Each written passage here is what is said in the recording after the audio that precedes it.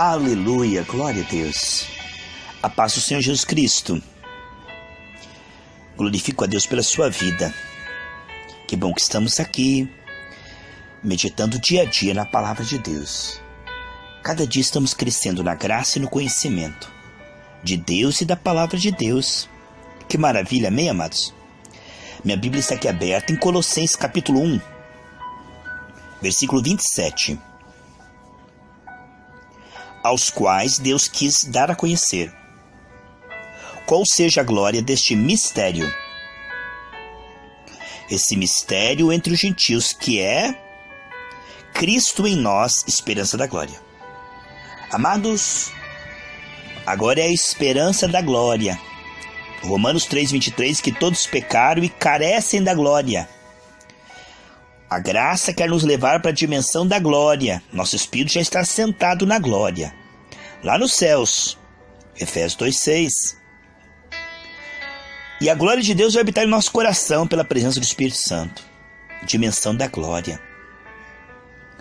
Agora o que precisamos é renovar a nossa mente.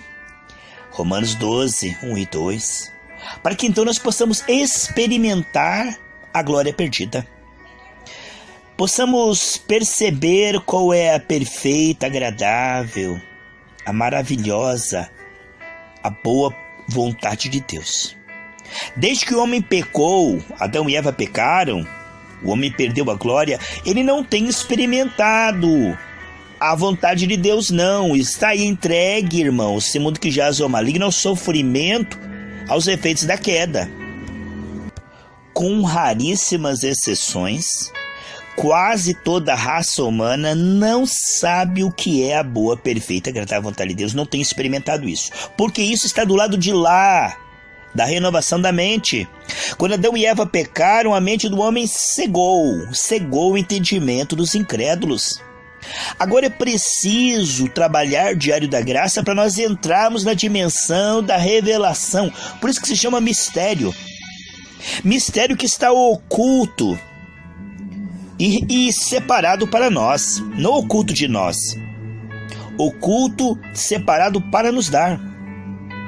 O homem, irmãos, na dimensão da queda, o máximo que ele tem é religião, aonde ele vai à igreja para buscar apenas benefícios para essa vida. Lá em Filipenses 3,19, se aqueles que só vão na igreja buscar as coisas dessa vida estão desviados, eles são inimigos da cruz de Cristo.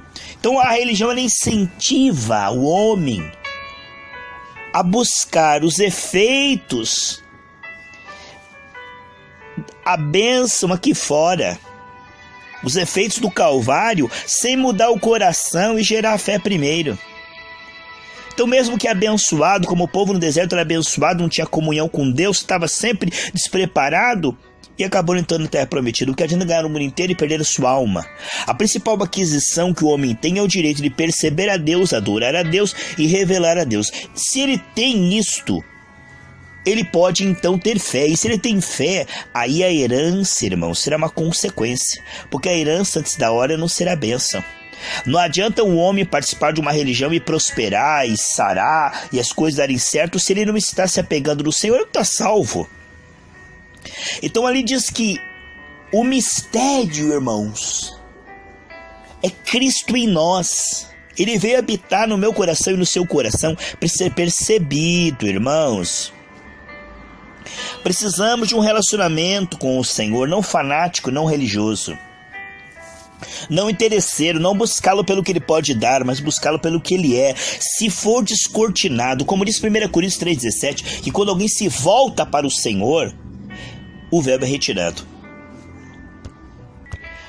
Esse mistério, irmãos, dessa dispensação agora do Espírito, a dispensação da graça, tanto que Paulo pregava em Gálatas 1 que se alguém pregasse outro evangelho era amaldiçoado.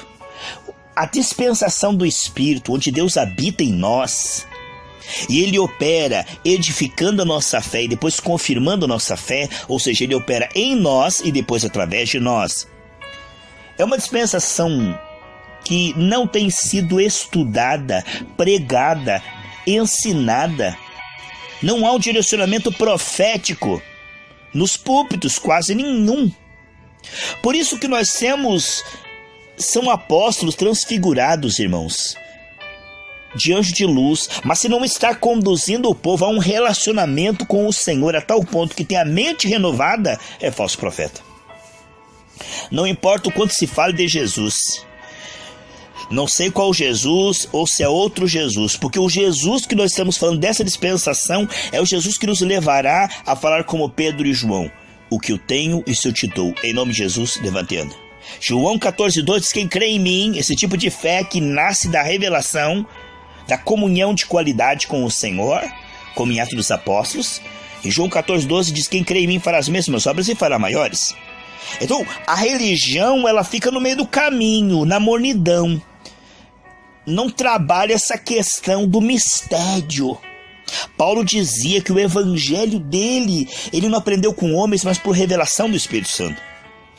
Quando nós somos direcionados de forma continuada, porque isso tem que ser buscado, irmãos, com orações, jejuns e súplicas, para que esse mistério seja descortinado. Quem nunca experimentou a boa, perfeita e agradável vontade de Deus, pode dizer que é ateu, mesmo estando na igreja. Por quê? Não afeta em nada a sua vida, não é verdade, irmãos? Não gera o fruto do Espírito, não gera caráter, não renuncia ao mundanismo, à carnalidade, não gera um povo que faz as mesmas obras e maiores. Quer dizer, uma religião desnecessária, irrelevante. Quem não experimentou essa comunhão com o Senhor, o máximo que tem é uma religião de blá blá blá. Quem não experimentou a boa, perfeita e agradável vontade de Deus, não teve este trabalhar da graça dentro de si, ele pode dizer: olha, Deus não existe. E é verdade. Ele pode dizer isso mesmo. Por quê, meu irmão? Porque nunca percebeu a Deus. Pode fingir que está numa religião, mas no fundo, para ele é absurdo. Olha o que diz aqui 1 Coríntios capítulo 2. 1 Coríntios capítulo 2, a partir do versículo 9. Mas, como está escrito, nem olhos viram. Então, desde a queda, os olhos espirituais do homem estão fechados, certo? Quando Adão e Eva pecaram, seus olhos foram fechados e foram abertos para interpretação maligna. Em vez de adorarem a Deus, eles tiveram medo e se esconderam de Deus. Os olhos espirituais do homem, os ouvidos espirituais são fechados. E somente pela renovação da mente e do coração, nós poderemos o que, irmãos? Ter esses olhos espirituais, ouvidos espirituais abertos novamente. Mas como está escrito, nem olhos viram, nem ouvidos ouviram, nem jamais penetrou o coração do homem o que Deus tem preparado para aqueles que o amam. Para aqueles que o amam. Aquele que ama é aquele que anda, que se apega, aquele que valoriza esse relacionamento, aquele que alimenta diariamente a sua comunhão com Deus e com a palavra. Isto é amar a Deus, é estar com Ele, andar com Ele, se interessar por Ele, buscá-lo pela graça. Mas, veja o contraste, Deus nos revelou pelo Espírito, porque o Espírito a todas as coisas perscruta, que palavra difícil, né? Penetra e revela. Perscrutar é penetrar e revelar. Lá dentro, veja, até mesmo as profundezas de Deus. Porque qual dos homens sabe as coisas do homem, senão o próprio Espírito que nele está? Tá vendo? Assim também as coisas de Deus, ninguém as conhece, senão o Espírito de Deus. Ora, nós não temos recebido o Espírito do mundo, e sim o Espírito que vem de Deus, para que conheçamos o que por Deus nos foi dado gratuitamente. Então o Espírito Santo vai habitar em nós para revelar o que temos recebido em Cristo gratuitamente. Ele, como intérprete da graça, ele abre os nossos olhos e ouvidos espirituais e revela Cristo em nós, esperança da glória. Para aquele que não tem isso, irmão, o máximo que ele tem é: se for da vontade de Deus. Ele não conhece a Deus, né? Se for da vontade de Deus, ele vai fazer uma hora ou outra. Ele não sabe da dispensação da graça que Deus já fez e agora ele confirma os atos proféticos. A Bíblia diz, 2 Coríntios 4,13, eu criei, por isso falei. Aquele que está nessa dispensação e nessa revelação, que sabe que é embaixador celestial, boca de Deus, corpo de Cristo, ele será visto como louco, fanático, nova era, que ele quer mandar em Deus, tomar o lugar de Deus. Ele vai ser visto como uma pessoa totalmente errada. Por quê? Porque quem não conhece a Deus não pode entender a vida de quem conhece a Deus.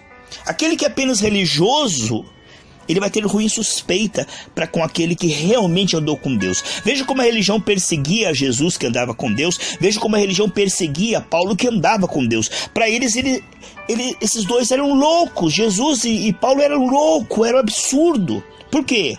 Porque aquele que andou com Deus, ele vê, e ele sabe, e ele age de uma maneira diferente da religião estéril repetitiva.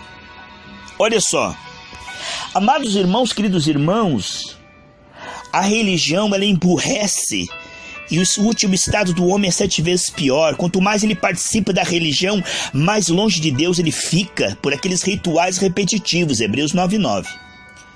Então, quando uma pessoa ela tem a revelação pela comunhão, não um conhecimento teórico, mas um conhecimento relacional, de andar com Deus, de aprender pelo Espírito, os seus olhos espirituais são abertos, então ele entende o que é a autoridade de Deus através de nós. Para o mundo, isso é loucura. Cristo em nós, esperança da glória, falar em nome do Senhor, ser canal de Deus, boca de Deus, atos proféticos, eles acham que isso é fanatismo, é mandar em Deus, em nova era. Eles querem calar e amordaçar Paulo justamente porque ali há vida, porque ali há oposição a Satanás. E Satanás não quer oposição às suas obras. Satanás não quer. Então ele levanta os religiosos para dizer que isso é fanatismo, é loucura, é querer mandar em Deus. Mas Jesus não mandava em Deus quando repreendia a febre, os demônios, as ondas do mar. Ele estava falando em nome de Deus, como representante de Deus. Ele diz assim: como o Pai me enviou, eu envio vocês. Então nós não estamos aqui para mandar, para ser deuses. Nós somos filhos de Deus, embaixadores, somos o corpo de Cristo, um com Ele no Espírito. As nossas ordens são as ordens de Deus através de nós. Naquela hora não sereis vós, mas o Espírito Santo que fala através de vós. De maneira que nós não mandamos em Deus, nós mandamos nos efeitos da queda, porque Jesus na cruz destruiu todas as obras do diabo. Alguns que não creem nisso acham um absurdo.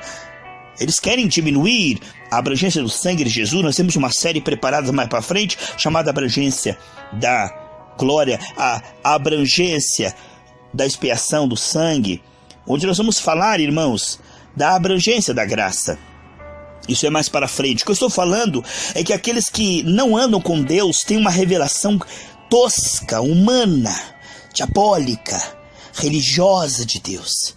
Para eles parece loucura que Jesus tenha levado todos os efeitos da queda, como diz Romanos 5,17, muito mais. Que ele tenha levado todas as enfermidades, que ele tenha levado todas as doenças, dores, que ele tenha levado todas as maldições e tudo que nos tira a paz. Para eles isso é loucura. Eles querem diminuir o sacrifício, porque se Jesus realmente levou tudo isso, nós temos um compromisso de desfazer isso na vida das pessoas. Então, para não ter nenhum compromisso com o povo, para apenas ficar como nuvem sem água, falando para o povo um evangelho, água com açúcar, e não passar nada para o povo de poder, sinais, milagres e maravilhas, para não se comprometer e trazer o reino de Deus. Porque não está pregando o reino de Deus, que isso está com blá blá blá, não está curando enfermo, não está expulsando demônio, não está prosperando os endividados, não está consolando os tristes. Esse não está pregando o reino de Deus. Jesus chamou de raça rebelde. Ele ficou realmente, ele olhou para essas pessoas e falou: raça de incrédulos, de rebelde, aquele que não expulsa demônio e não cura enfermo, né?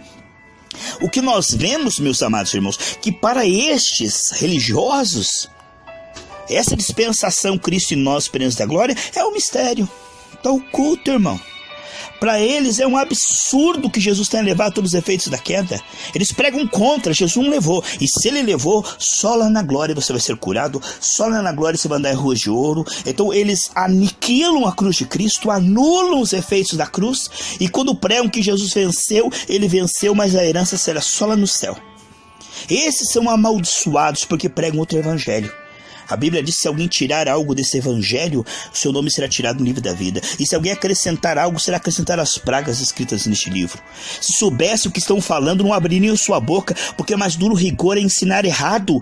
Muitos de vós não sejam mestres. E só um é o nosso mestre, é o Espírito Santo. E quando vemos, irmãos, essas pessoas que pregam contra o evangelho de Paulo, de poder, de milagres, mas havia doentes andando com Paulo, por isso Jesus não cura e nem quer curar a todos. Se muda o nome do Senhor, isso é blasfêmia. O nome do Senhor, Jeová Rafa, eu sou o Senhor que te sara. Jesus quer curar a todos, nem todos serão curados, porque isso depende de muitas coisas. Tem uma série aí no YouTube, se você quiser seguir, tem 9 partes já, porque nem todos são curados. Isso não tem nada a ver com Deus não querer e Jesus não ter levado a enfermidade, isso não tem nada a ver. Isso tem a ver muito com a problemática da fé, do homem, do tempo, porque existe uma diferença entre cura e milagre. Milagre é instantâneo, cura é um processo. E o que vemos, meus irmãos, continuando o texto aqui de 1 Coríntios capítulo 2, disso também falamos. Não em palavras ensinadas pela sabedoria humana, mas ensinadas pelo Espírito, conferindo coisas espirituais com espirituais. Aí o 14 diz assim, olha: ora, o homem natural não aceita as coisas do Espírito de Deus, porque lhe parecem loucura. Não pode entendê-las, porque elas são discernidas espiritualmente. Mas o homem espiritual julga todas as coisas, mas ele mesmo não é julgado por ninguém. Então ele discerne. Nós temos a mente de Cristo, depois disso, no versículo 16. Então, meu irmão, para não ficar muito extenso esse estudo, porque eu poderia aqui passar esse estudo, irmão, que eu estou passando aqui em 20 minutos, eu falaria em 2, 3 horas.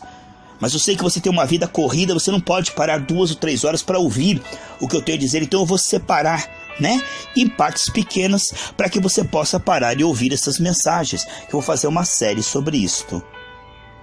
Oh, meus irmãos, que o Espírito possa falar mais aquilo que eu não consegui falar, porque isso vai além das palavras, meus irmãos. Isso é revelação de Deus.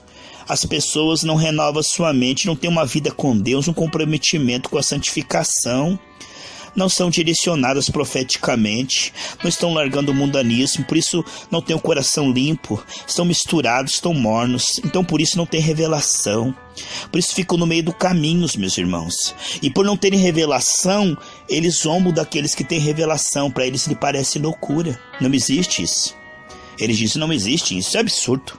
Não, essa vida abundante aí, experimentar a boa, perfeita e agradável vontade de Deus, quem não experimentou, diz que não existe, que isso não é para essa vida, que isso não deve ser esperado, que é um absurdo. Eles não sabem que Jesus morreu para nos salvar, mas salvar para as boas obras. Ou seja, há uma vida abundante, irmãos. Jesus nos salvou para nos levar para a dimensão da glória, a dimensão da comunhão, da revelação e dos sinais, prodígios, maravilhas e milagres. Essa vida abundante, meus irmãos, que é descortinada gradativamente através de um relacionamento que tem que ser ensinado no púlpito, estimulado e incentivado de forma continuada, porque se o povo não for ensinado a ter um relacionamento com o Senhor e realmente um abandono do pecado, mundanismo e carnalidade, o povo não vai ter revelação e não vai ter realmente essa vida de autoridade que desfaz obras das trevas.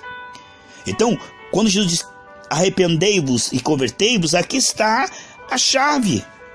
Se nós não tirarmos este povo da idolatria, do mundanismo, da carnalidade, não se converter dos ídolos ao Deus vivo, não tiver realmente um relacionamento com o Senhor, uma pegada firme, um ensino correto, sadio, saudável, se nós não pregarmos a graça e não explicarmos o que realmente é a nossa parte dessa renovação da mente e depois em atos proféticos, nós veremos que vamos gerar um povo cego guiando cego. Nós vamos gerar um povo que não vai experimentar, irmãos, essa boa, perfeita e agradável vontade de Deus. Porque sem a renovação da mente, essas coisas estão encobertas de jaqueta. O homem está aí tateando no escuro. O homem está sofrendo, irmãos. É um povo saqueado e roubado, como diz Isaías 42, 22. O que vemos é que essas coisas só podem ser reveladas, irmãos, aos humildes. Só pode ser reveladas às pessoas que entendem o que elas precisam fazer para receber essa revelação. É um mistério, está oculto. E essa revelação que é dada aos humildes, o humilde é aquele que vai ouvir e atender o chamado do Senhor.